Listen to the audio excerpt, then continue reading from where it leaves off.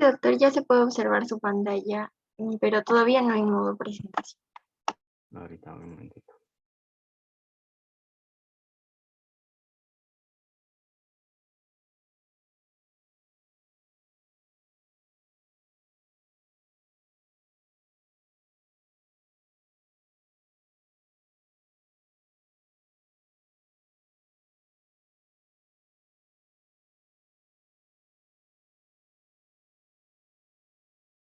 Ahora sí. Sí, doctor, ya se puede observar su pantalla. Muchas gracias.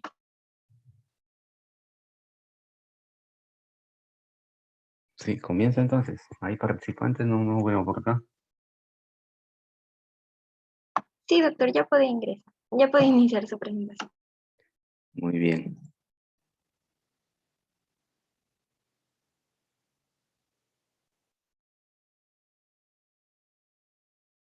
Bien, buenas tardes con todos. Soy el doctor Saúl Peña del Hospital 2 de Mayo. Voy a presentarles en esa oportunidad un par de temas que me han encargado. Y ambos tienen que ver con el escenario de una emergencia. Así es que vamos a aprender todo cómo desenvolvernos en una emergencia neurológica.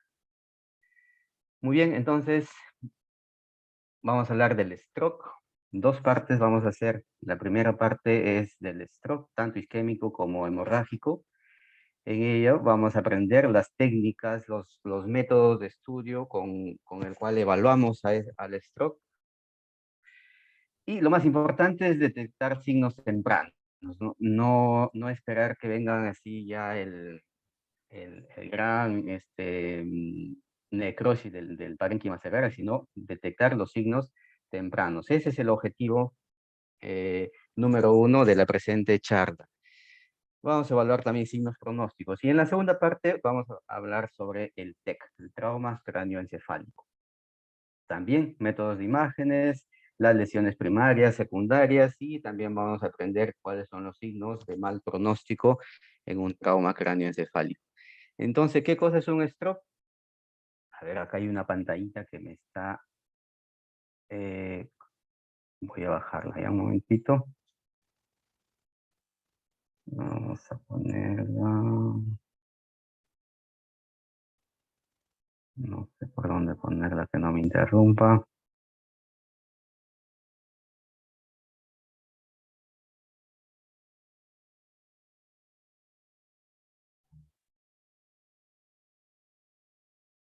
Un momentito.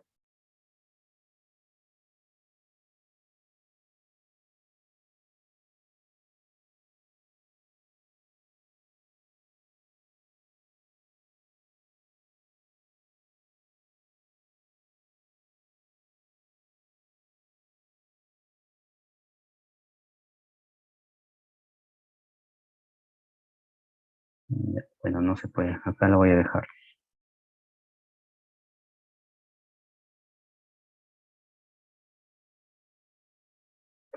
Ya, muy bien. Entonces, ¿qué cosa es el stroke? Es un trastorno de conciencia del sensorio súbito. Miren, casi el 90% de estos trastornos súbitos del estado de conciencia son isquémicos. ¿Ya? Isquemia, casi el 90%. Y el 10 al 12% son hemorrágicos. De estos isquémicos, miren, 77% corresponden a infartos no lacunares. No lacunar. Ahora vamos a ver qué cosa es un infarto no lacunar y este otro casi cuarto, un cuarto del total, los infartos lacunares. ¿Qué cosa es un infarto lacunar? Son infartos pequeños. La mayoría de estos corresponden a lesiones de vasos pequeños. En imagen, estos infartos lacunares miden menos de 15 milímetros de diámetro máximo. Ya tanto en una resonancia como en una tomografía, estos infartos lacunares son pequeños, menores de 15 milímetros en su máximo diámetro. Vamos a ver, miren, los stroke no lacunares, o sea, estos de vasos más grandes, miren, casi el 50% no se conocen la causa.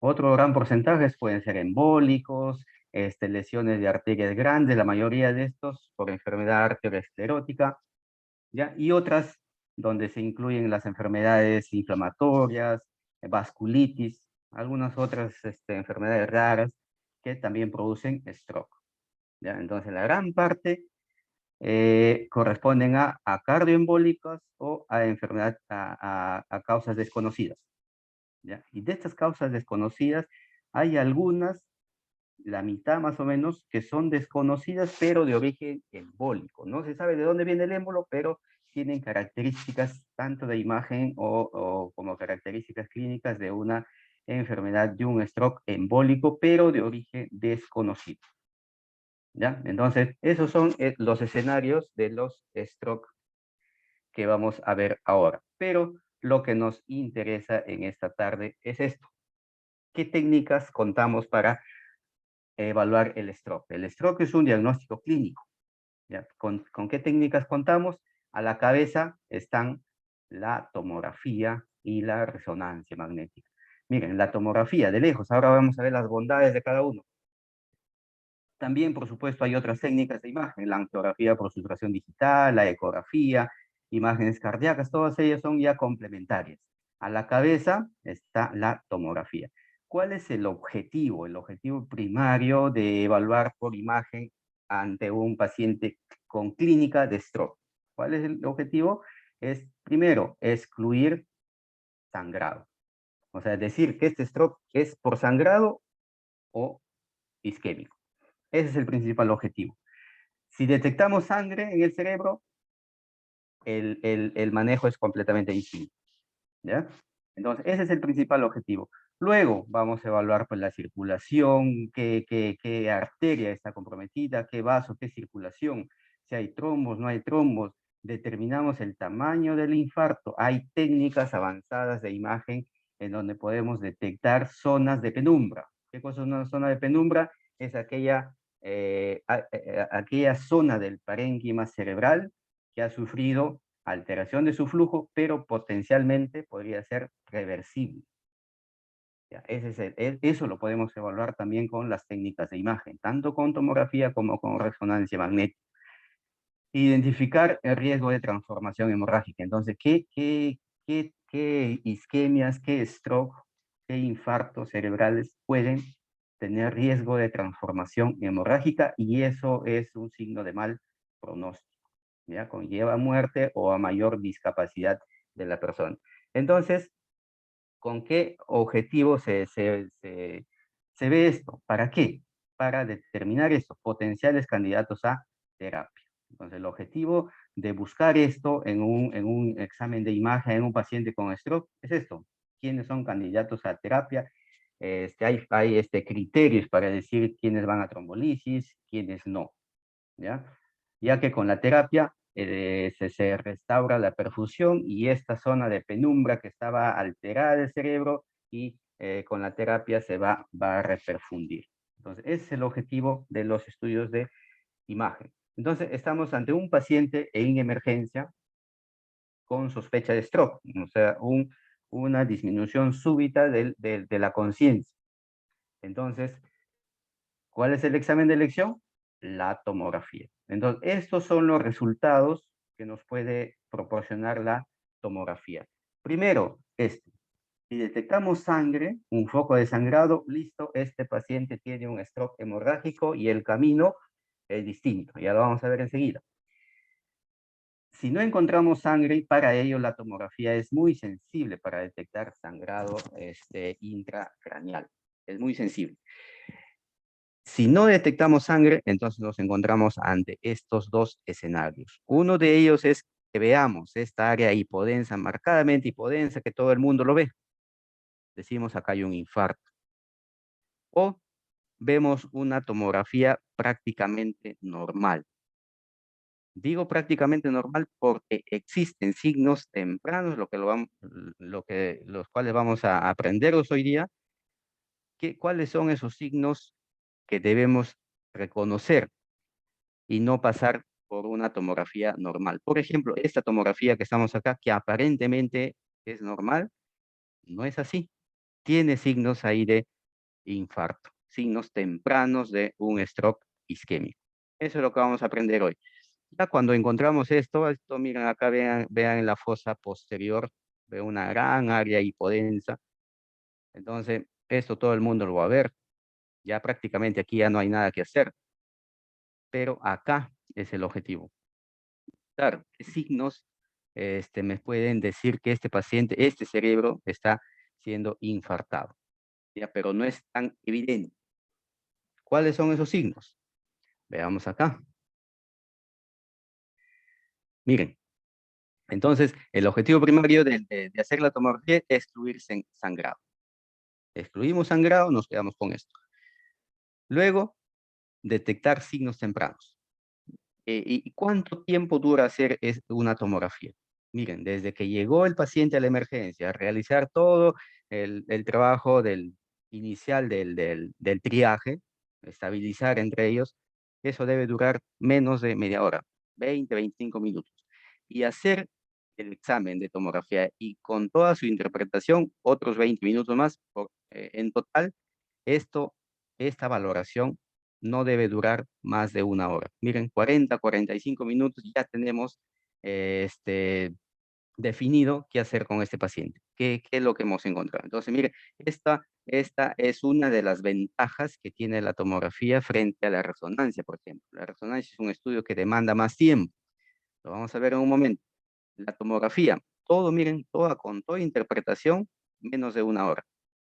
Y el tiempo es crucial para el manejo de un stroke. ¿Ya?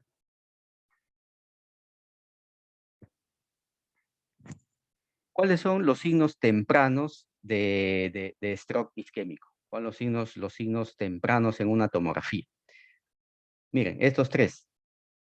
El principal, pérdida de la diferenciación sustancia gris, sustancia blanca. ¿Qué cosa es diferenciación, sustancia gris y sustancia blanca en una tomografía?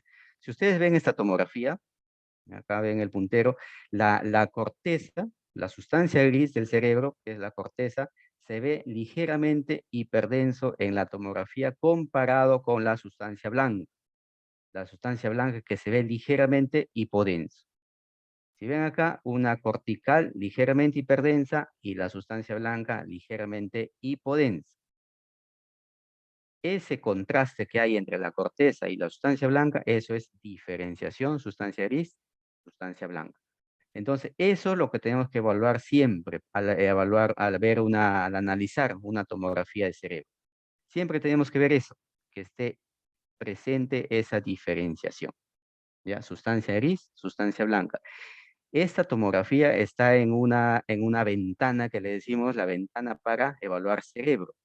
Ya tiene un nivel de ventana, un ancho de ventana establecido para evaluar cerebro.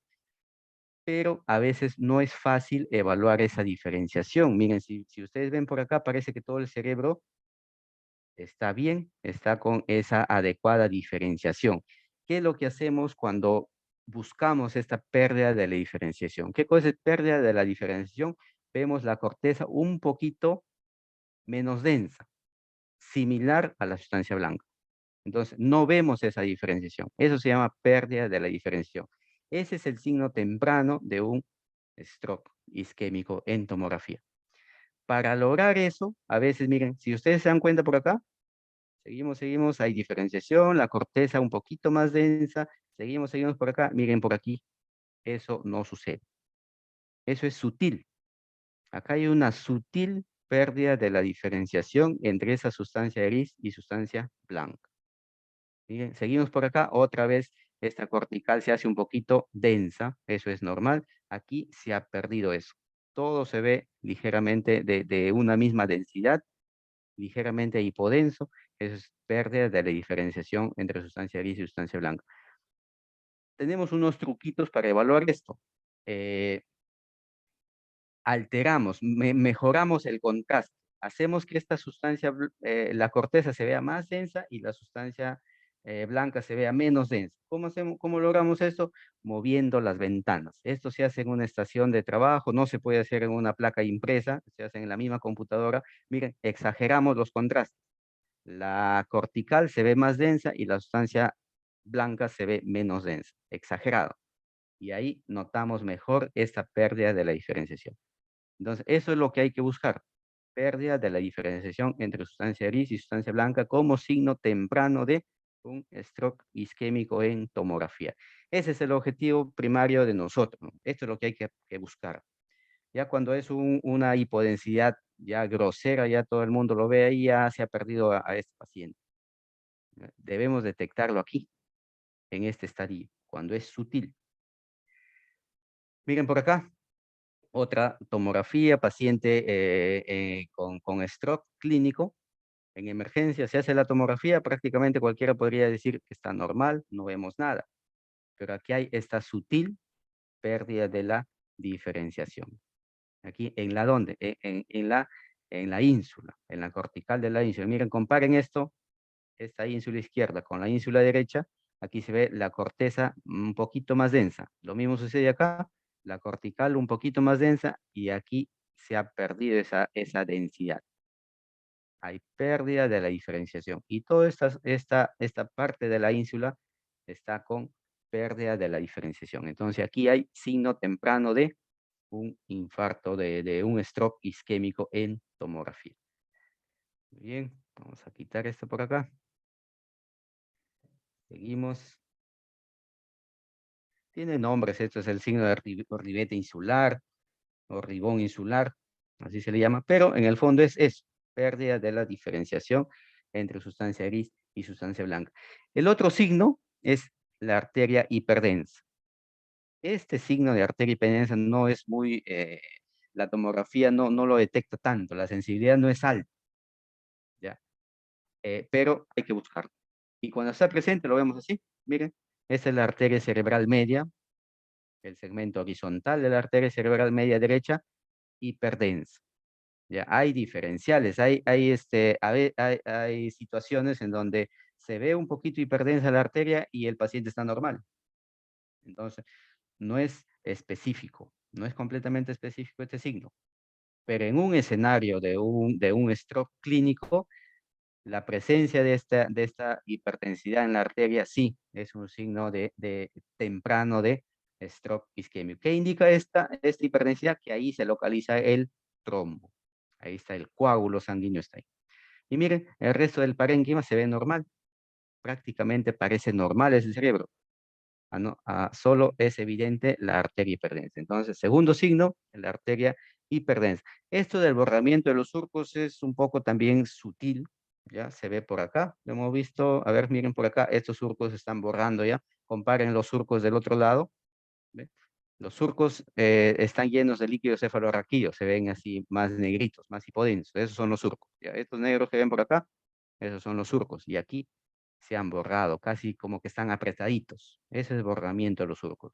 Entonces, estos tres son los signos tempranos de stroke isquémico en una tomografía. Y la resonancia tiene la ventaja de ser más sensible de detectar el edema citotóxico de una isquemia. ¿Ya? Eso, miren, por ejemplo, acá, este cerebro en la tomografía, excepto por la hiperdensidad de la arteria, todo el parénquima se veía bien, se veía prácticamente normal. Miren, en la resonancia recién se detecta esta alteración de la señal en el territorio de la arteria cerebral media, de esta afectada. Ahorita vamos a aprender más acerca de la resonancia. ¿Qué nos dice por acá? ¿Cómo diferenciar el edema de un infarto de otros tipos de edema? ¿Cómo diferenciamos? ¿Cómo es un infarto? ¿Cómo es el edema de un infarto? Ya, este edema del infarto es lo que se llama edema citotóxico, es por hinchazón de la célula, de la neurona, se hincha. ¿Y qué más? ¿Cómo lo reconocemos? Que compromete la corteza. Por eso, al inicio hablábamos de pérdida de la diferenciación entre la sustancia gris y sustancia blanca, es porque hay compromiso de la cortical. Entonces se ve todo hipodenso. Tanto la corteza como la sustancia blanca se ven hipodenso. ¿Qué más? Siguen un territorio vascular.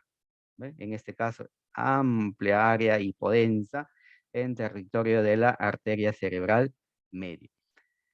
Y acá vemos otra hipodensidad. Miren por acá, hipodenso, hipodenso. Pero, ¿qué es hipodenso aquí?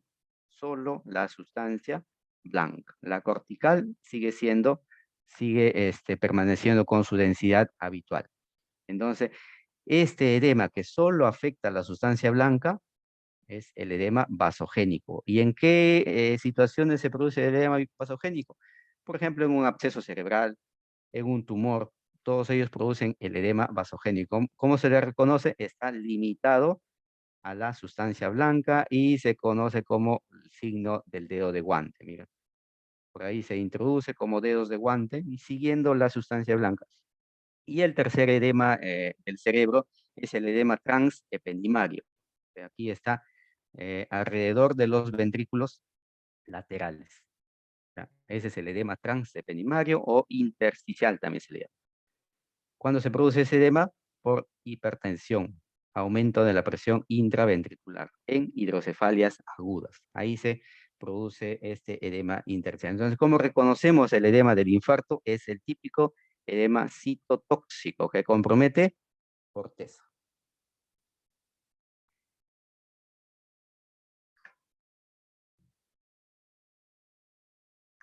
Vamos por acá. ¿Qué más debemos aprender del stroke isquémico en las imágenes? Es que el cerebro está mapeado. Tiene áreas según el territorio comprometido. Miren, todo el parénquima cerebral, parénquima, tronco, ganglios basales, todo el cerebelo, todos ellos tienen este territorio, son irrigados por una determinada arteria. ¿Ya? Entonces, cuando detectamos un infarto en la tomografía, paso siguiente es decir qué territorio está comprometido. Miren, en este caso el verde, el más grande, el verde, todo eso corresponde al territorio de la arteria cerebral media. Y así podemos ver el territorio de la arteria cerebral anterior, de la cerebral posterior, de las ramas lenticulares, mira de acá, de las ramas de la arteria cerebral media, pero que comprometen, que irrigan a los ganglios basales, al tálamo, al tronco encefálico. Aquí en el tronco encefálico están las ramas perforantes de la arteria basilar. Así, todo el cerebro está mapeado.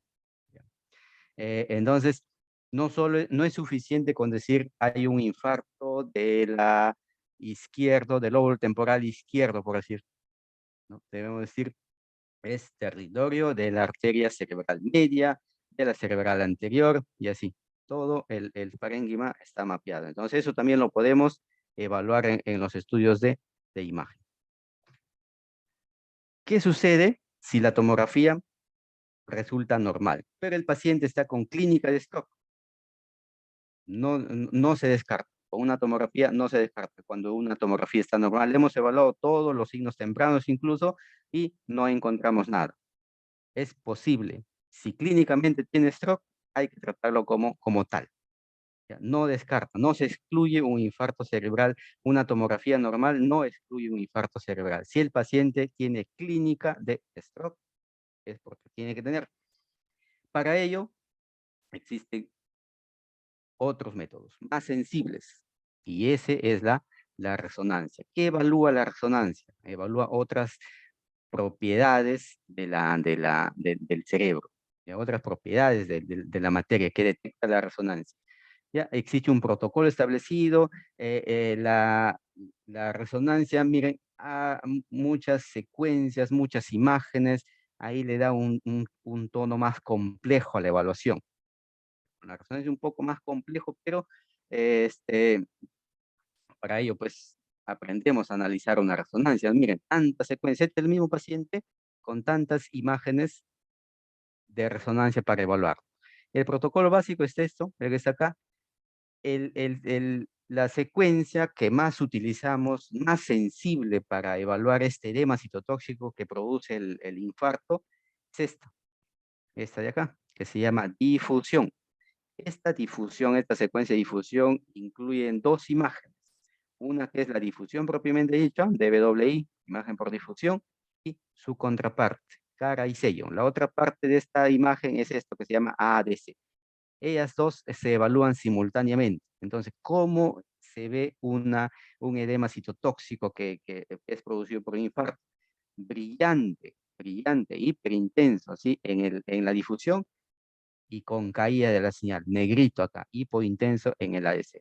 Cuando esto sucede, decimos que hay una difusión restringida y eso lo produce el edema citotóxico. Y este es el signo muy sensible, más que una tomografía. Cuando una tomografía resulta normal, el paciente tiene clínica de stock, en la resonancia lo que se detecta es esto, difusión restringida del parénquima. Y eso indica un área de infarto. Entonces, esto le gana, con esta secuencia le gana a la tomografía para detección del edema citotóxico en estadio muy temprano, en estadio hiperagudo incluso, cuando la tomografía puede ser normal. Hay otra secuencia, por supuesto, el T1, el T2, el FLAIR. Esta es una secuencia de susceptibilidad magnética. Miren, podemos detectar focos de sangrado, transformaciones hemorrágicas, el edema, miren, se ve bien también con el FLAIR, el T2. Y esto, el contraste. A veces es difícil decir si este edema, esta alteración de la señal es producido por un infarto o puede ser producido por un tumor también, una masa que esté ahí, que esté debutando con un infarto. Podría ser. Para ello, miren, el patrón de realce del infarto es distinto a un tumor. Este patrón de realce giral se llama. Miren, sigue la cortical. Ese patrón lo hacen los infartos. Entonces, en eso también la resonancia nos da mucha información y podemos hacer angios también, angios con resonancia, angioresonancia, podemos evaluar todo el territorio vascular. Entonces, tiene muchas ventajas la resonancia. ¿Cuál es su desventaja de la resonancia? Es el costo, no está disponible, no es un estudio que esté disponible en todos los centros, demanda mucho tiempo. El punto crítico para evaluar, para manejar stroke es el tiempo. ¿Ya? En la tomografía estábamos viendo que el máximo, incluyendo la evaluación en el triaje, es menos de 1 hora, incluso con la realización de la tomografía y la evaluación. Con todo eso incluido, la decisión se toma en menos de 1 hora. Mientras que para hacer una resonancia, el hacer nada más la resonancia demanda tiempo, 20, 30 minutos en hacer la resonancia. Otra desventaja, que el paciente pues en estado de emergencia no está en buenas condiciones.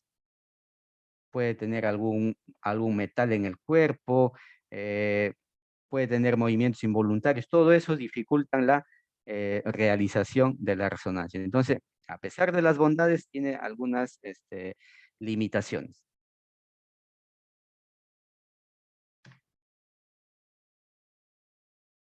Veamos, miren, en este caso, varón de 59 años de edad, le hacen la tomografía, prácticamente se ve normal. Ya esto lo he evaluado ya en retrospectiva, después de ver una resonancia, y miren, aquí está, es difícil verlo, ¿eh? Difícil verlo. Aquí está una ligera hipodensidad, aquí del hipocampo izquierdo, aquí en este lado, una ligera hipodensidad. Pero por lo demás, esta tomografía prácticamente es normal. Y miren lo que se ve en la resonancia, ¿ve?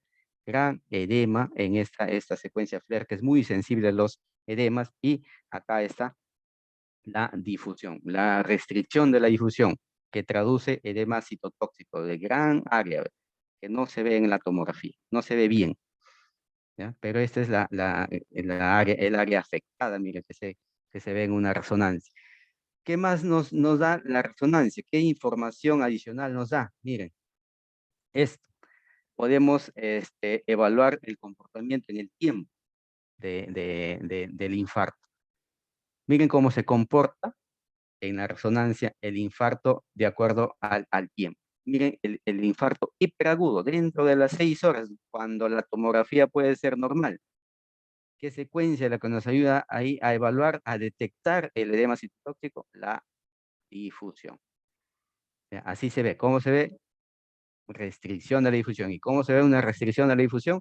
Brillante en difusión y negro o con caída de la señal en ADES. Así se ven los infartos hiperagudos dentro de las 6 horas. Sin embargo, este escenario es difícil, ¿no? En nuestro medio. Para llegar nomás al hospital, el paciente se demora horas. Por lo tanto, difícil detectar en este estadio a un paciente. Ese sería lo ideal, ¿no? En centros de stock, esto sí es posible ver estos escenarios. Y así, miren, pasan los primeros 3 días. En los primeros 3 días estamos en el contexto de un infarto agudo.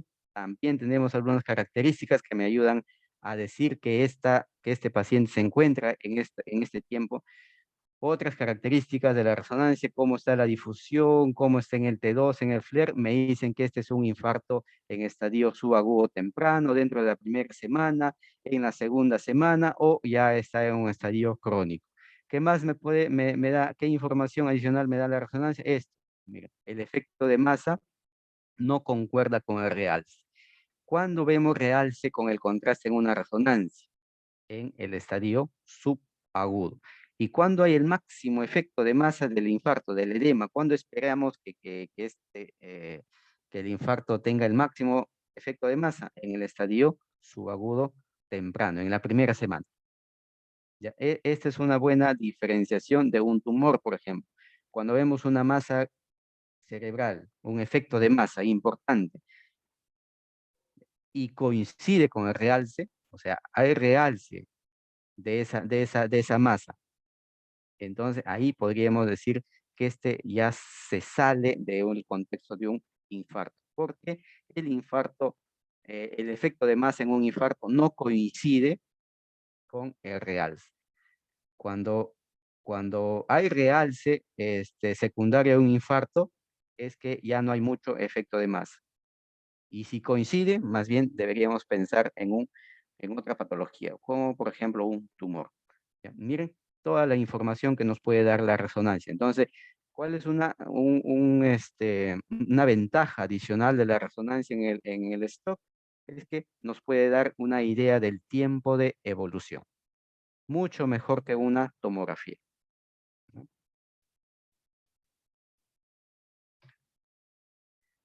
Miren, por ejemplo, analizamos esto. Ahí tenemos una tomografía con esta hipodensidad grande, la resonancia en el T1 hipointenso, hiperintenso en el T2, hiperintenso en el FLAIR y restricción de la difusión.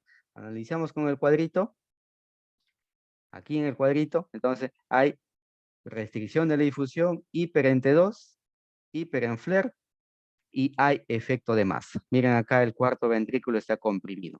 Entonces hay efecto de masa de esto y nos lleva por acá. Hay efecto de masa, hay restricción de la difusión, hiper en T2 y FLAIR. Es un paciente con un infarto en estadio subagudo temprano. Podemos decir que este paciente tiene menos de 5 días de producido el infarto. Esa es la ventaja adicional que tiene la resonancia. Nos puede dar el tiempo que ha transcurrido del infarto. Por ejemplo, este es el casito que vimos hace un momento, la arteria hiperdensa y el resto del parénquima prácticamente normal. Y es la difusión de la resonancia la que nos confirma que esta hiperdensidad sí representa un coágulo, un trombo en la arteria cerebral media con alteración de la perfusión aquí en el parénquima cerebral de la arteria cerebral media, ya en su territorio. Miren acá, arteria hiperdensa de la diferenciación en la ínsula. Miren, aquí en esta secuencia de resonancia de susceptibilidad magnética me ayuda a detectar el trombo, el coágulo en la arteria cerebral media. Esta de acá, esta que en la tomografía se ve hiperdensa, aquí se ve en la resonancia este foco que corresponde al coágulo. Y miren toda la alteración del parénquima, todo el parénquima afectado por este trombo. Miren, acá está la difusión, hiperintenso, muy bien se nota, siguiendo todo el territorio de la arteria cerebral media, y esta angioresonancia me ayuda a detectar esta ausencia, esta falta de representación de esta parte de la arteria cerebral media que corresponde a este trombo, ¿no? Miren cómo combinadas las técnicas de imagen me puede dar mucha información acerca del stroke. ¿Cuál es el diagnóstico? Bueno, no tenemos mucha interacción por acá, pero hubiera sido interesante. Por ejemplo, miren, acá vemos hipodensidad, pérdida de la diferenciación, sustancia gris y sustancia blanca. Entonces, este es un patrón de un infarto. ¿Qué más? Sigue un territorio. ¿Qué territorio es esto? Es de la arteria cerebral anterior. Entonces decimos, hay un infarto en el territorio de la cerebral anterior derecha. No hay tanto efecto de masa, podemos decir que es agudo, ¿ya? Dentro de los 3 días todavía. Cuando hay harto efecto de masa, es un estadio subagudo temprano. Miren por acá, ¿cuál es el diagnóstico? Gran hipodensidad. Gran hipodensidad con transformación hemorrágica. Este es un dato adicional. Que cuando se dice que hay transformación hemorrágica de un infarto, mejor que eso, cuando un infarto tiene riesgo de transformación hemorrágica, porque ese es un signo de gravedad. Entonces, para eso hay algunos scores, el ASPEX es uno de ellos, que evalúa que uno de los valores, puntos que evalúa es esto, el riesgo de transformación hemorrágica. Entonces, cuando hay más áreas afectadas, cuando es un infarto extenso, tiene más riesgo de transformación hemorrágica. Y cuando hay esta transformación hemorrágica, es un signo de mal pronóstico para el paciente, ¿ya? Por la gravedad de esto. Pero, ¿qué más detectamos en este estudio? Miren, acá este es un axial, un coronal y una sagital. Tenemos, aparte del patrón de edema citotóxico, que me dice que esto es un infarto, porque está con compromiso de la cortical. ¿De qué área? ¿De qué territorio? De la arteria cerebral media. ¿Qué más? Hay transformación hemorrágica. ¿Qué más? Hay compromiso de este otro territorio. Esto ya no es cerebral media, esta es la cerebral anterior. ¿Qué más? Estamos viendo en este sagital que también hay compromiso del cerebelo. Entonces tenemos compromiso de varios territorios, cerebral media, cerebral anterior y esto que es el territorio vértebro-basilar. Entonces, esta también nos dice algo. Cuando hay multifocalidad y de ambos lados, este es lado izquierdo y este es del lado derecho, el cerebelo del lado derecho.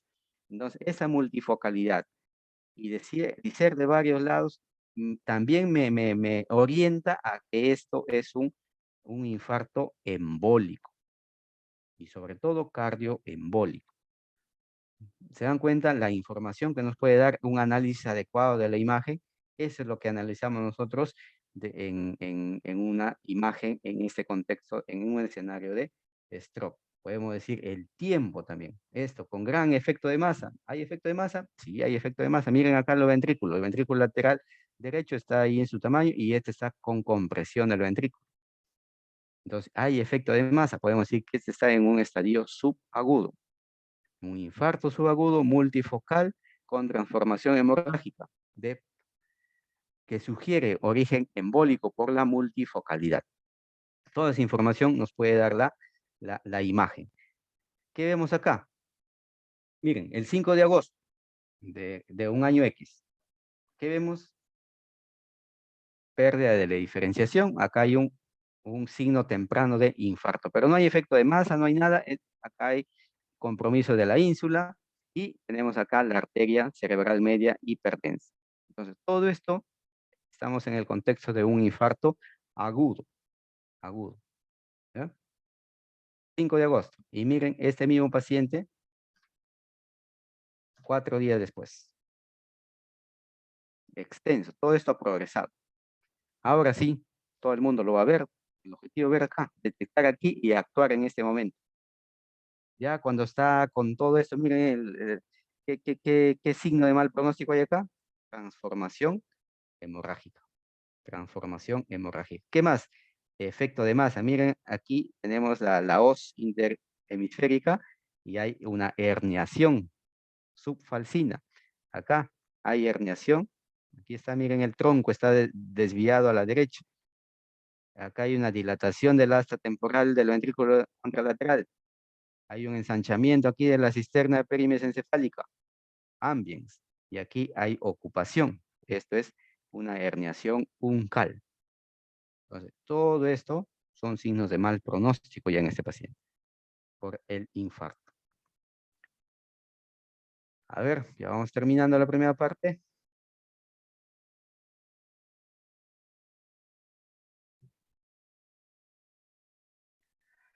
Diagnóstico, prácticamente normal, pero el paciente tiene clínica de stroke. Este es un paciente con clínica de stroke, la tomografía, normal, prácticamente normal. Y miren en la resonancia, ¿dónde está el stroke?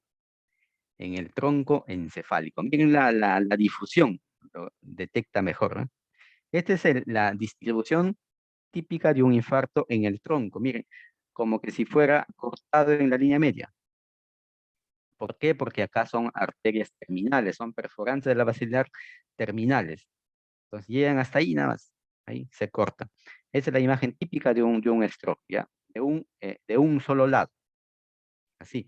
Hiperintenso en difusión, caída de la señal en ADC. Restricción de la difusión, sin efecto de masa. Este es un infarto agudo. Miren cómo se ve en el T1, muy sutil. En el T2, un poquito brillante. En la difusión, un poquito brillante. Pero perdón, este es el flare, pero es en la difusión donde se detecta mucho mejor un infarto agudo. Y cuando en la tomografía prácticamente no se ve. Y con la desventaja adicional que las partes del tronco encefálico en una tomografía son menos, tiene mucho artefacto. El hueso de la base del cráneo genera mucho artefacto, de ahí que el tronco es difícil de evaluar en una tomografía. Ahí sí cobra también ventaja la resonancia. Hay análisis más avanzados ya de la imagen. Hablamos de la perfusión, que se puede hacer por tomografía o por resonancia. ¿Qué evalúa la perfusión? Evalúa algunos parámetros adicionales. Puede evaluar el volumen sanguíneo cerebral, que se puede evaluar de forma cuantitativa o de forma cualitativa. Aquí, por ejemplo, tenemos el mapeo, está señalando una flechita de bajo volumen sanguíneo cerebral. Esto es una zona de isquemia, en el mejor de los casos. Vamos a ver qué información más nos da. Miren, acá, comparen aquí este ganglio basal izquierdo está bien perfundido, aquí no está perfundido. Entonces, hay una disminución del volumen sanguíneo cerebral en el ganglio lenticular derecho. La cortical de ese mismo lado está con volumen sanguíneo normal, miren, igual que el otro lado, solo entonces está afectado a nivel del ganglio lenticular. Miren acá otro parámetro que evalúa, el tiempo de tránsito medio. Son parámetros que evalúa la perfusión con tomografía, ¿ya? ¿Qué dice? Miren, este es el cerebro normal y aquí hay una área que corresponde a todo el territorio de la cerebral media que tiene un tránsito prolongado. Entonces, ahí está pasando, por decir, lento la perfusión. Lento se está perfundiendo. Se prolonga mucho el tiempo. Hay un tiempo prolongado. Y otro parámetro que evalúa es el flujo sanguíneo cerebral. Miren, el flujo sanguíneo cerebral también está de todo el territorio de la cerebral media, está alterado. ¿Y qué hacemos finalmente? Vemos esa disociación entre el, el volumen sanguíneo, ¿qué es esto? El volumen sanguíneo nada más nos mostraba una alteración del ganglio basal derecho y el flujo nos informa de todo el compromiso. Esta disociación, esta discordancia nos informa que hay una zona de infarto propiamente dicha, que es el ganglio basal, el núcleo lenticular está infartado, y esta zona que tiene un flujo alterado, pero el volumen sanguíneo está normal, es la zona de penumbra. ¿Ya? Este es un análisis un poco más complicadito, pero es nada más para que tengan una idea que esa información se puede hacer con los estudios de imagen. Podemos decir qué zona está necrosada, infartada, y qué zona está en penumbra. Esta zona en penumbra potencialmente puede ser revertida con un tratamiento adecuado. Entonces, esa información nos dan los estudios de imagen. ¿Ya? ¿Qué área del cerebro? Si de repente no hay nada del parénquima cerebral ya que tiene penumbra, por las puras sería una intervención. Pero si hay importante área de penumbra y hay poca zona de necrosis, entonces vale la pena reperfundir ese cerebro. Por supuesto que hay criterios para hacerlo, pero esto nos da la tomografía, ¿ya? Nos evalúa esa zona de penumbra. Un casito paciente con historia de cefalea, pero no tiene nada que ver tal vez con esto, pero esa es su historia importante. ¿Y qué tenemos acá? Miren, tomografía prácticamente normal, solo este puntito hiperdenso. Puntito hiperdenso, signo de la arteria cerebral medio. Y miren en la resonancia que nos da esta zona de alteración de la señal. ¿Ve? Una restricción en la corteza de la ínsula. Leve edema en el fluir. Miren por acá, alterado un poquito nada más. Son signos muy sutiles, muy tempranos. Y esta es una secuencia adicional que me evalúa, miren, qué tanto se ha, ha perdido esta sangre en estos vasos, ha perdido su oxigenación. Como este es un cerebro que está con bajo flujo sanguíneo por el trombo, entonces el cerebro trata de sacarle al máximo todo, le roba todo el oxígeno a la hemoglobina. Entonces, esta es una hemoglobina sin oxígeno ya. Y eso detecta esta resonancia. Miren, estos vasitos, negritos, miren, comparen con el otro lado, esto es normal, y acá se ven negritos los vasos. Entonces, esa es una hemoglobina deoxigenada o sin oxígeno, por eso se ve, y eso se detecta a través de esta secuencia que es de susceptibilidad magnética. Este es el trombo que se veía en la tomografía, ese puntito, acá también lo detecta. Y esta es la perfusión. Miren, hay un defecto de perfusión acá que corresponde a la zona de infarto y hay una zona de aumento de la perfusión, que es una zona compensatoria. ¿Ya? Se trata de compensar el resto del parénquima a esta zona que está infartada. Entonces, toda esa dinámica se puede evaluar en una tomografía. ¿Qué más? Las angios aquí detectan, miren, la falta de esta arteria. Acá están las arterias, sus ramas, acá no hay una rama. Es este trombo que se ve acá, hipertenso, la arteria hipertensa, y aquí no se ve en la angio y no se representa. Entonces, estamos con un paciente con sospecha de stroke y ahora, ¿qué encontramos? Sangrado. Entonces, estamos ante el otro escenario, que es el stroke hemorrágico. Ya no es un stroke isquémico, es un stroke hemorrágico. Miren, déficit neurológico otra vez, pero la mayoría de sus pacientes con stroke hemorrágico van con cefalea, también cefalea. La tomografía es sensible para detectar sangre. Hay algunas excepciones, por ejemplo, anemias severas. En anemias severas puede la sangre no ser densa y puede no detectarse en una tomografía, pero esas son las excepciones. La tomografía es muy sensible. La resonancia también tiene valor acá. Bueno, si le podemos llamar problema es esto, que la evaluación es compleja, porque evalúa el grado de la evolución de la hemoglobina cuando es sacada del vaso sanguíneo. Con el eritrocito Disculpe en un que, sangre. Sí, disculpe que le interrumpa, ya estamos un poquito con la hora.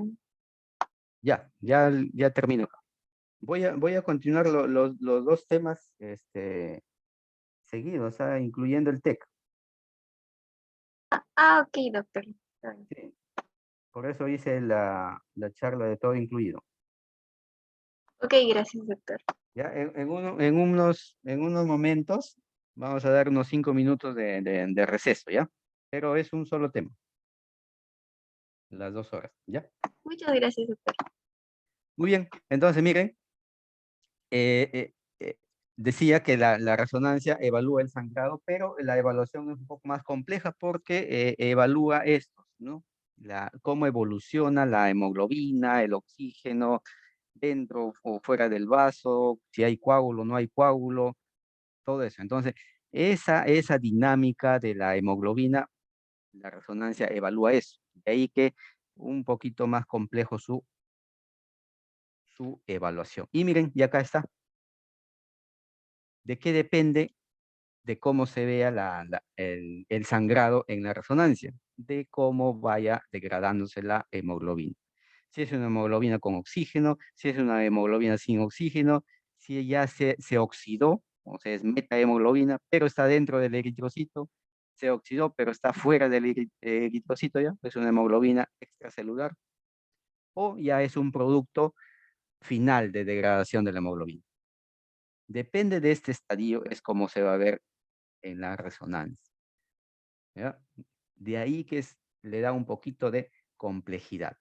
Por ejemplo, miren, acá, paciente con hipertensión, un foco de sangrado en la tomografía. Miren en la resonancia cómo se ve.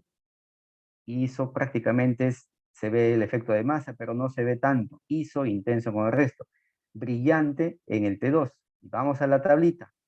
¿Dónde estamos? ISO intenso en T1, brillante en T2 y con un anillo hipointenso. Ahí está, el anillo hipointenso.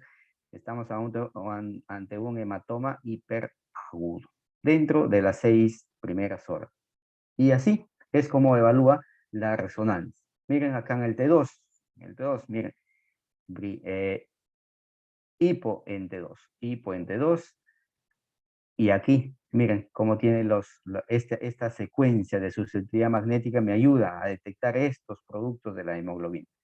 Entonces, la interpretación de la resonancia es un tanto más compleja, ¿ya? Pero si tenemos en cuenta todos estos datos, ya se facilita más. La ventaja es que nos dice, pues, el estadio de este sangrado. Esa es la ventaja de la resonancia. Podemos decir, ya pasaron 6 horas, podemos decir, este sangrado tiene 3 días, tiene una semana, o tiene de repente más de 3 semanas. Estamos en un escenario crónico. ¿Cuáles son los hallazgos de mal pronóstico? El volumen. Más de 30 centímetros cúbicos de volumen es quirúrgico. La extensión intraventricular son signos de mal pronóstico en un stroke hemorrágico. Ya podemos ver puntos de sangrado activo. Signo de mal pronóstico también el punto de sangrado activo de un hematoma. Está, miren, 30 años en estudio por trombocitopenia y encontramos ¿qué cosa? Sangrado. Un foco de sangrado en el lóbulo frontal, en el cuerpo calloso. ¿Qué más? Un foco de calcificación. Aquí no se puede ver un foco de sangrado extraaxial que lo detecta ¿quién? Aquí en la resonancia. Miren, esto no se podía ver en una tomografía y aquí en la resonancia se puede ver. Además del sangrado que ya se veía. Hay secuencias adicionales en la resonancia, como esta espectroscopía, que me pueden diferenciar que este sangrado es un sangrado benigno o de repente podríamos estar pensando que es un sangrado tumoral.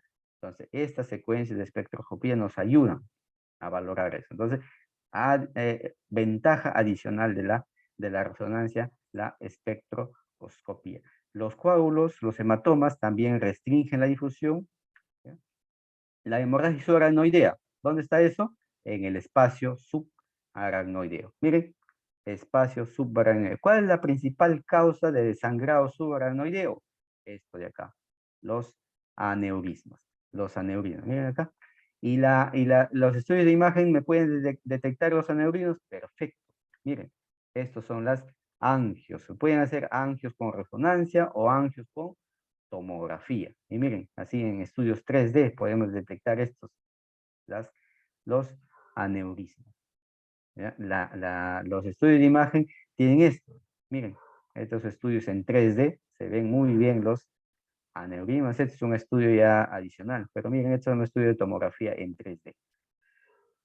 Muy bien, hay escalas de valoración.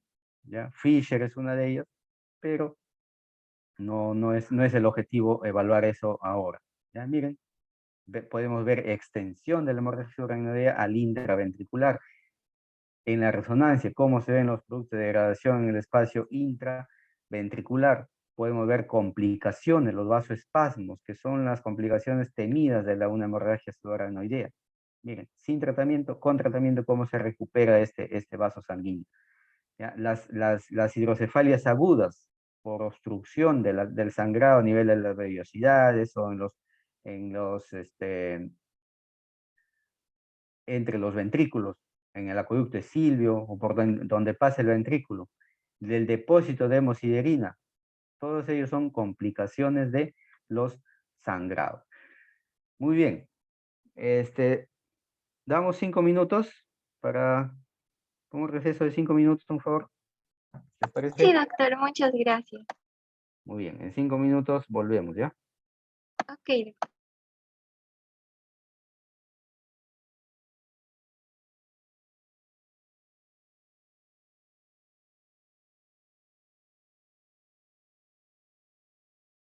Ya. ¿Ven mi pantalla ya? sí, doctor, se puede ver. Muy bien, trauma. A ver. Otra emergencia, ¿ya? Pero el mecanismo es distinto. Acá tenemos ¿qué cosa compromete un trauma cráneoencefálico?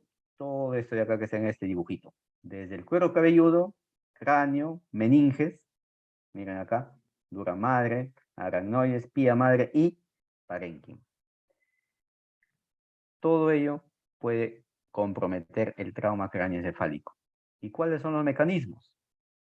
Golpe contra golpe, fuerzas de aceleración, desaceleración, y un factor adicional es, a ver, nos también el puntero, vamos a poner acá. Un factor adicional es la situación del cráneo. Miren las irregularidades que tiene el cráneo, la base del cráneo. Entonces, eso contribuye en una acción de aceleración, desaceleración. Estas irregularidades contribuyen al daño del parénquima cerebral. ¿Cuáles son las modalidades de examen? Tomografía y resonancia. De elección, tomografía. La radiografía no se encuentra en ninguna guía para evaluar TEC, por si acaso. ¿Ya? Seguimos todavía con ese un defecto, por llamarlo así, que a todo trauma en encéfalo, en niños sobre todo, se le pide radiografía. Y la radiografía no es útil, ¿ya? No es útil una radiografía. Puede verse pues una fractura desplazada del cráneo, sí puede verse una radiografía, pero cuando hay una fractura desplazada, generalmente el paciente está en coma. De ahí que no tendría mayor utilidad, no daría mayor información, así es que las modalidades de elección son la tomografía y sobre todo la tomografía. ¿Ya? La resonancia también da mucha información, pero con todas las desventajas que ya mencionamos en un inicio. ¿Cuándo hacer una tomografía? Y es la tomografía sin contraste. ¿Cuándo? En todo trauma moderado a severo, o sea, con un Glasgow menor de 12 o menor o igual de 12, hacer tomografía. Hacer tomografía, sin contraste. En los pacientes que están estables, o sea, un Glasgow de 13 a 15, priman los criterios clínicos. Cuando se hace una tomografía sin contraste en un TEC, en un paciente lúcido, cuando hay estos signos, ¿ya? Cefalea, vómitos, está intoxicado por drogas o alcohol, en ellos no se puede evaluar bien el Glasgow, son mayores de 60 años, hay déficit de memoria, hay trauma supraclavicular evidente, una fractura, por ejemplo, de cuello, de hecho, que se tiene que hacer, asiste lúcido el paciente. Convulsiones. Entonces, todo este escenario clínico se evalúa en un paciente lúcido. En ellos hay que hacer tomografía también, ¿ya? Por el alto riesgo de tener injuria del parénquima cerebral. Muy bien, hay que tener más flexibilidad en los pediátricos, ¿ya? Hay que tener mucho cuidado y ser más fino en la clínica con los pediátricos, niños. Y cuando hay un deterioro progresivo post-trauma en las primeras 72 horas, también hay que hacer tomografía. Muy bien, hay lesiones primarias y hay lesiones secundarias. ¿Cuáles son las lesiones primarias? Fractura de cráneo, miren los hematomas. Los hematomas extraaxiales y los intraaxiales. Los extraaxiales, los famosos epidurales, subdurales. En las intraaxiales, la contusión y el daño axonal difuso. Hay lesiones secundarias. Estos a veces o mayormente son las causas de la mortalidad del paciente, el edema cerebral, las herniaciones. Estas lesiones secundarias son las principales causas de muerte en un TEC, ¿no? Por ejemplo, un gran hematoma epidural que hernia el cerebro, eso comprime al tronco encefálico y termina dando la mortalidad al paciente. Entonces, eso hay que evaluar en los pacientes con TEC. Lesiones primarias y lesiones secundarias. Las lesiones primarias, la fractura, miren, esta fractura lineal que puede confundirse con una sutura, ya a veces son difíciles de ver incluso en la tomografía. Esa es una ventana para hueso del cráneo y ahí se ve la fractura. Para ello, la tomografía tiene esta ventaja que podemos evaluar en 3D el cráneo. Miren, en 3D el cráneo y ahí vemos mejor estas fracturas lineales que en una convencional, en una tomografía estándar, en un corte axial, pueden incluso pasar desapercibido. ¿Por qué? Porque a veces el corte, el trazo es en el plano de este corte axial, por ejemplo, y puede no verse. ¿ya? Entonces hay que tener mucho cuidado cuando se evalúa una tomografía y buscando en un TEC, buscando fracturas, ¿ya? Hay estas reformaciones, estas imágenes en 3D que nos dan, que nos ayudan a evaluar las fracturas. Cuando hay una fractura con hundimiento, desplazada, bueno, es más sencillo, sí puede verse, ¿ya? Y la tomografía nos ayuda mucho más que una radiografía para evaluar lo que está subyacente a eso, los hematomas, el hematoma, las colecciones. Entonces, miren acá una fractura con hundimiento que compromete el seno frontal, el hueso parietal, y acá está en este 3D, se ve muy bien esta fractura con hundimiento en el seno frontal izquierdo. Entonces, el sangrado, dependiendo de su estadio, cuando ya es un coágulo, va a ser hiperdenso en tomografía y se va a poder ver en una tomografía, salvo pues que sea con una anemia severa, ¿no? Esos son muy excepcional. El sangrado, cuando está coagulado, antes de estar coagulado, ahí sí podría tener similar densidad que el agua, o sea, similar densidad que el resto del parénquima, podría no verse.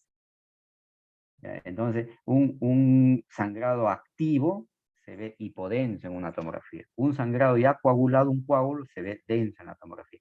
Esto nos ayuda a ver, por ejemplo, sangrado activo. En un hematoma, vamos a ver unos ejemplos por ahí, en un hematoma, en un coágulo, si vemos un puntito hipodenso, ese es el foco de sangrado agudo, activo. En el momento de que está adquiriendo, se puede estar sangrando ese paciente. ¿Ya? Entonces, ¿gracias a qué? Gracias a que el coágulo se ve denso y el punto hiperagudo de sangrado activo se ve hipodenso. Entonces, vamos a ver con ejemplos, a ver, para que quede más claro. Hablamos entonces de las colecciones extraaxiales. Colecciones extraaxiales. Una de ellas es el hematoma epidural. ¿Dónde sucede el hematoma epidural? Aquí encimita de la dura externa. La dura madre tiene dos capas, una capa interna y una capa externa. La capa externa es la que está adosada al cráneo, a la tabla interna del cráneo. Entonces, ¿el sangrado dónde está? Encima, entre la capa externa de la dura y el hueso. Por lo tanto, se despega esa dura madre. Y, por lo tanto, cuando llega a una sutura, no pasa de la sutura. La dura madre está bien adosada al cráneo. Por lo tanto, es difícil despegarse. De ahí que las colecciones, los hematomas epidurales generalmente son pequeños, son bicóncavos, esta morfología tiene.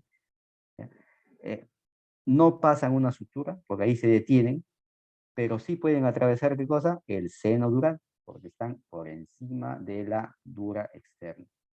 Esas características tiene un hematoma epidural. Y así se ve, bicóncavo, ¿ya? No pasa una sutura. Y la mayoría, el 90%, están asociados ¿a qué?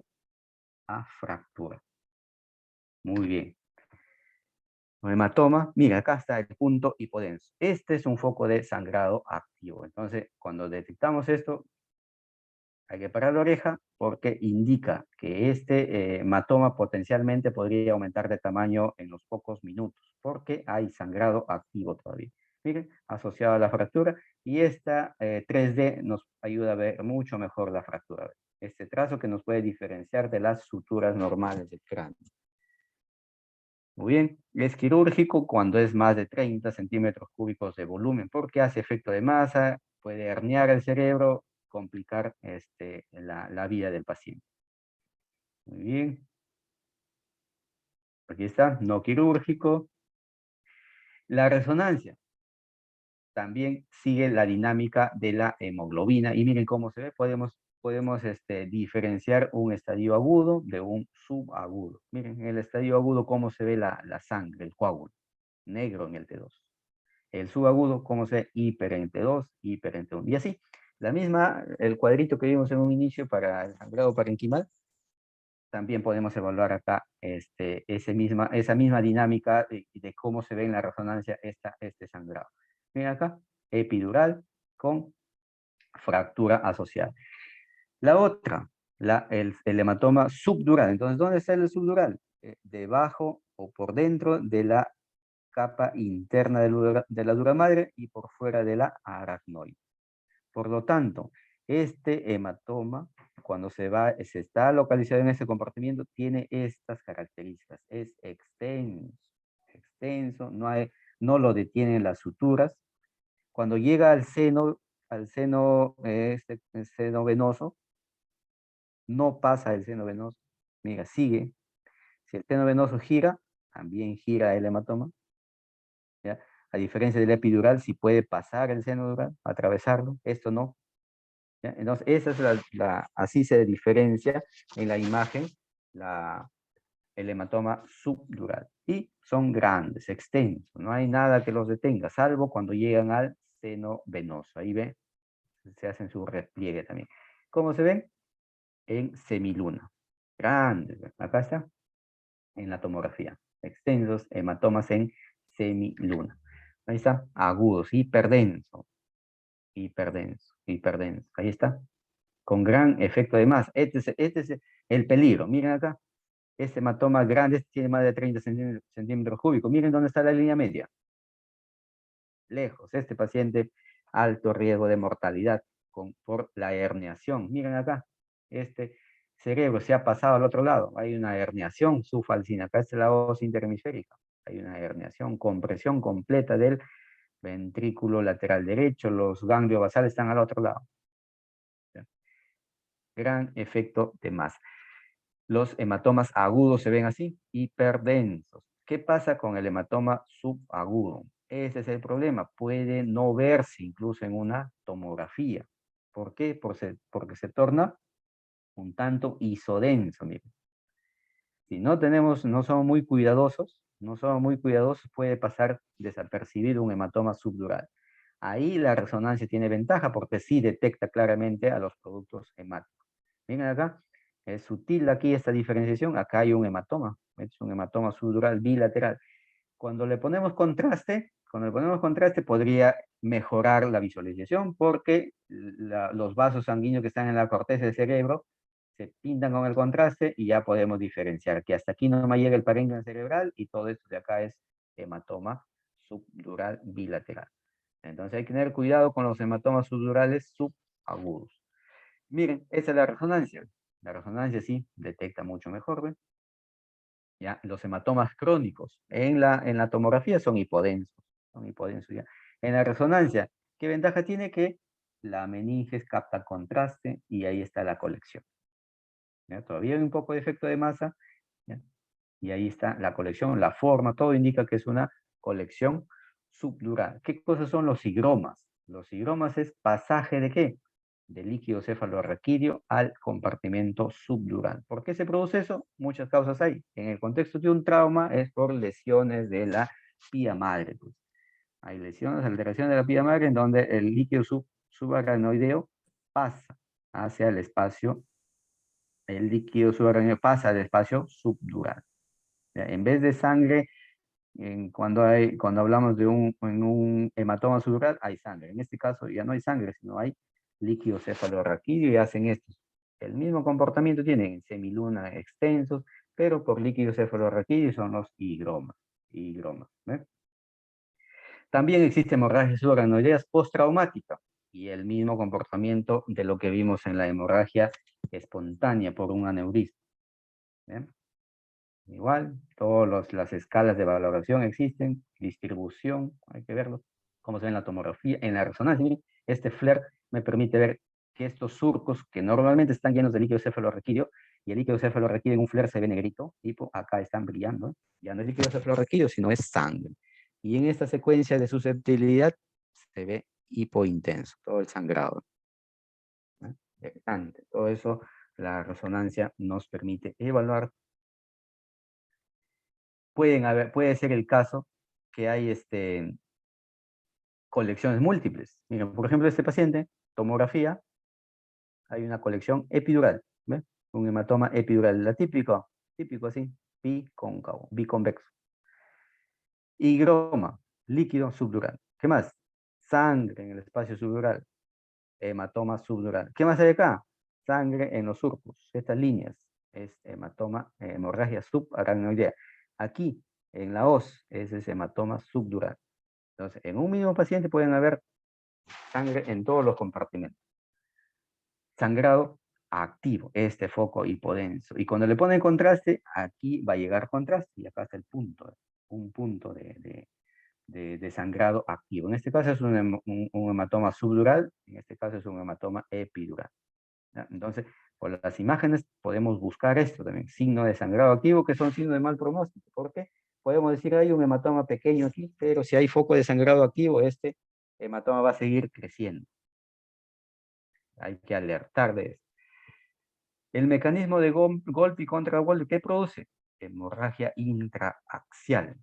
Y de ellas, el sangrado, la contusión. Miren, las contusiones parenquimales. ¿Dónde están las contusiones parenquimales? En zonas de choque, en zonas de roce. Puede ser en la base, donde haya esa fricción.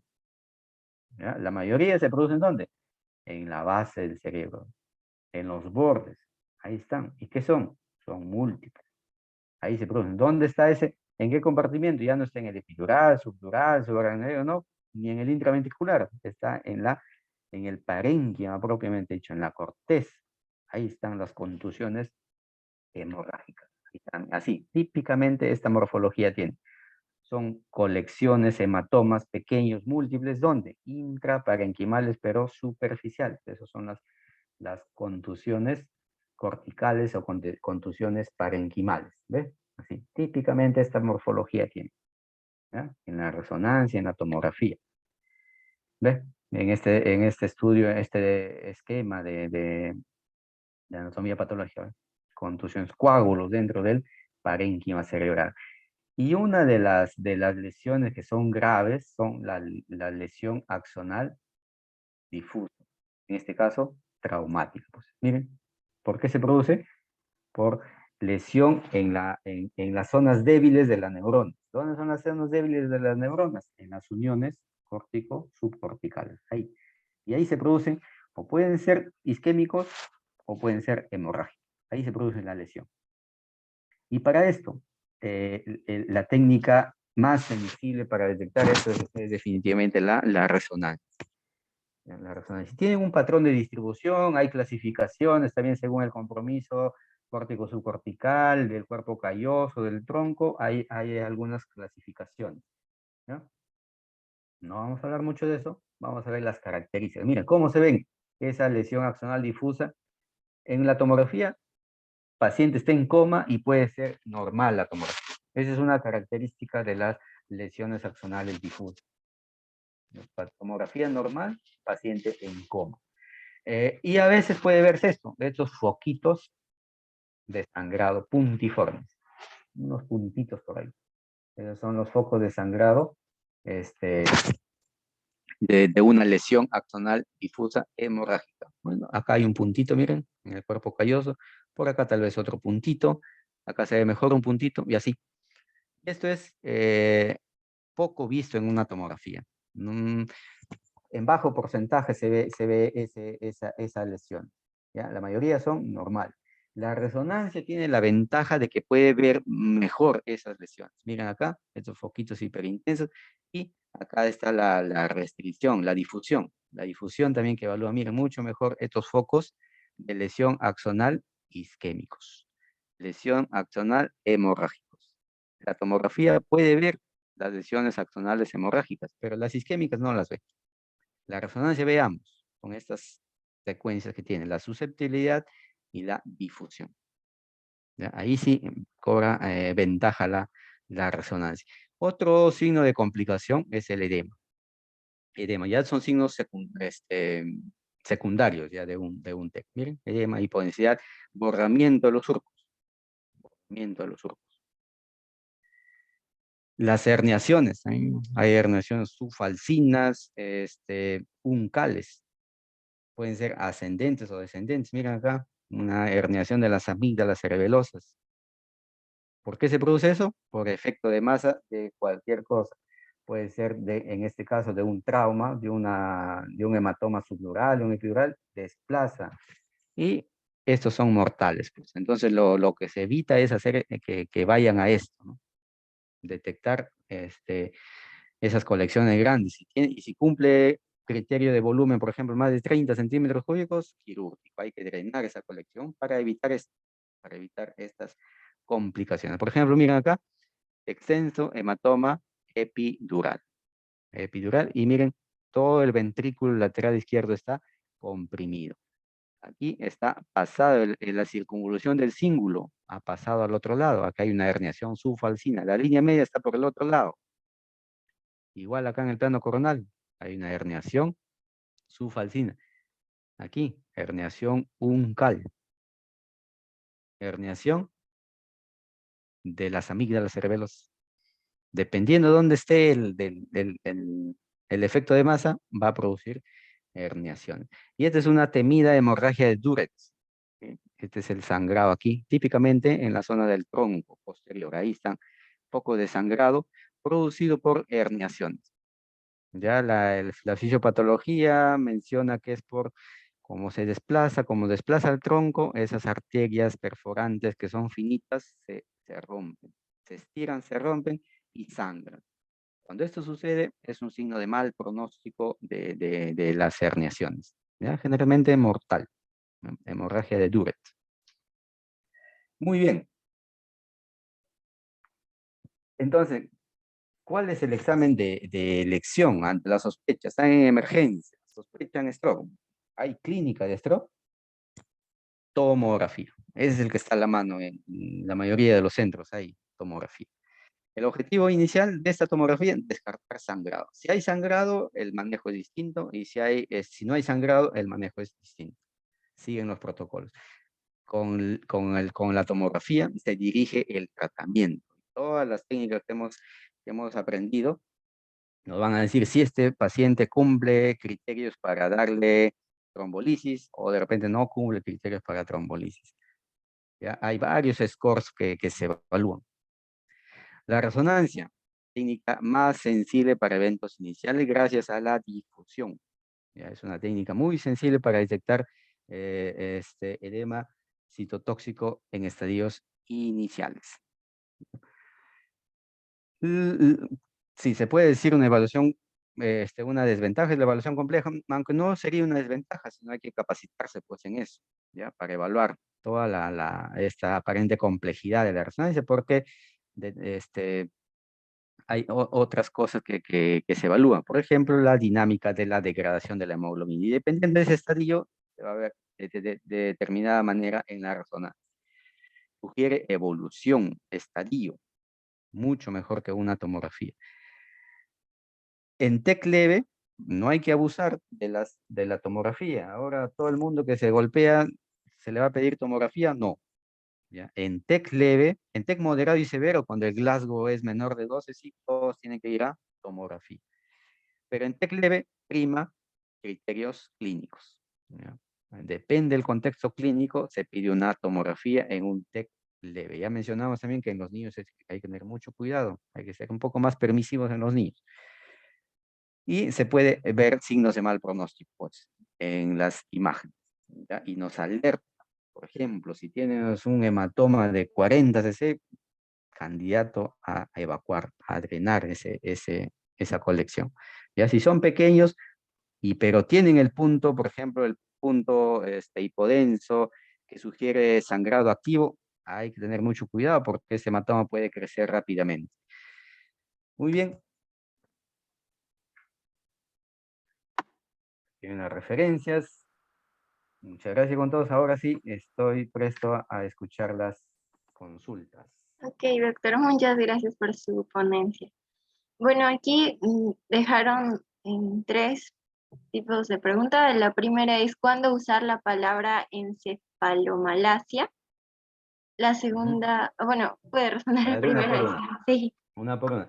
Encefalomalacia. ¿Qué cosa es encefalomalacia? Es ya el estadio, la secuela de un infarto. Hay una pérdida neuronal y una pérdida de masa del parénquima. Entonces, la encefalomalacia es la secuela de un infarto. Es cerebro parénquima que no se pudo recuperar y se perdió. ¿ya? Y puede llegar incluso a ser una encefalomalacia quística, grandes cavidades se forman, de cerebro muerto. Entonces, ¿cómo se ve en las imágenes la encefalomalacia? Es una zona hipodensa en tomografía, hipodensa con pérdida de volumen. Esa es la característica de la encefalomalacia en una imagen. Ok, doctor. Bueno, muchas gracias. La segunda pregunta es, ¿cómo determinar el volumen de hemorragia cerebral por tomografía simple? Muy bien, acá había un dibujito. Se toman los tres planos y se mide y se calcula el volumen. A ver, acá había un dibujito en plano coronal y plano axial y se miden 3 puntos. Se puede hacer de forma manual, así, aquí está, ¿ves? Se puede hacer de forma manual con las 3 medidas, plano coronal, plano axial. ¿Ya? Y de forma manual se mide en centímetros y se multiplica por el factor de 0,52 y se calcula el volumen. Ok, doctor, muchas gracias. Y la tercera y última pregunta es, ¿tiene valor de interpretación usar contraste en una hemorragia cerebral en tomografía? Por supuesto. ¿Cuál es un punto de pronóstico? Incluso estábamos hablando acá, es, a ver si está por acá, evaluar sangrado activo. Sangrado activo. A ver, vamos a dónde estaba. Y ahí sí se usa el contraste. Un punto. A ver, vamos a ver acá. Ahí. Sangrado activo. Entonces, el contraste nos puede dar esa información. En una tomografía sin contraste podemos ver el hematoma ahí, y a veces podemos ver un punto hipodenso, que es el sangrado activo. A veces no es visible eso, y en el estado podemos ver ese punto. Vamos a poner. ¿Siguen viendo mi pantalla? Ya no, ya. Sí, doctor, sí se logra observar. Ya, mira. Este punto hiperdenso dentro del coágulo significa que el contraste ha llegado y se está extravasando. Entonces, ese es un signo de sangre. Ahí cobra utilidad el estudio contrastado. En infartos, por ejemplo, tenemos un escenario que tenemos gran edema con efecto de masa. El contraste tiene un patrón de realce muy particular en un evento isquémico. Miren, ¿cuál es ese patrón? A ver, por acá estaba, es el realce giral. Este realce giral nos puede diferenciar de otro tipo de realce, un realce tumoral, por ejemplo, que es completamente distinto a esto. Entonces, sí, nos ayuda, pero les pedimos contraste. Hay determinados pacientes, determinados escenarios que nos permite hacerle contrastado para de repente diferenciar de otras cosas. Por ejemplo, si quiero diferenciar de un tumor en este caso, o sospecho sangrado activo en un DCB hemorrágico, ahí le puedo poner contraste. Y si quiero hacer angiotomografía, definitivamente todas las angiotomografías son con contraste. Ahora, si es un paciente con alergia al contraste, para eso tenemos la resonancia. Podemos ver todo este árbol arterial, una angioresonancia, sin contraste. ¿Ya? A través de una técnica TOF que tiene la resonancia, podemos valorar un angio sin contraste. ¿Ya? Muy bien, sí, hay varios escenarios donde sí es útil el contraste. No sé Muchas si gracias, respondí la doctor. pregunta. Sí, doctor, muchas gracias. Y bueno, una última pregunta, disculpe. Dice, ¿a qué tiempo podemos pedir una tomografía si la primera es normal ante un TEC? No. Si la tomografía es normal y el paciente tiene clínica de stroke, eso es stroke. Hay que manejarlo como stroke. Si tienen a la mano la resonancia, bueno, ahí la resonancia nos puede confirmar efectivamente, como en este caso aquí, que hay una zona de edema citotóxico. Si no hay resonancia, ¿cuándo hacerle la tomografía siguiente? Según la evolución clínica del paciente. Pero después de las primeras 6 horas de sucedido el evento, o sea, en el estadio agudo, no en el hiperagudo, que es dentro de las primeras 6 horas, o dentro del primer día incluso, podría ser normal la tomografía, pero del día hasta el 3 días, desde las 24 horas hasta las 72 horas, ya la tomografía es evidente, un edema, ya un infarto. Así es que si la primera es normal y no tenemos resonancia, después de las 24 horas puede hacerse una tomografía y van a ver ahí signos, de todas maneras, signos ya de edema citotóxico. A no ser que la evolución clínica sea distinta. Por ejemplo, un deterioro rápido hay que hacerle porque puede haber otra cosa ahí, puede haber un sangre que esté sangrando ese cerebro. Entonces, todo depende del contexto. Si va bien el paciente, después de las 24 horas, una tomografía, la mayoría ya sí detectan signos de infarto, si es que la inicial fue normal. ¿Alguna otra pregunta? Me parece que ya no hay más preguntas en el chat, doctor. Más bien agradecerle bastante por ambas de sus ponencias del día de hoy y el certificado se le estaremos enviando al correo. Muchas gracias. Bien. Muchas gracias con todos.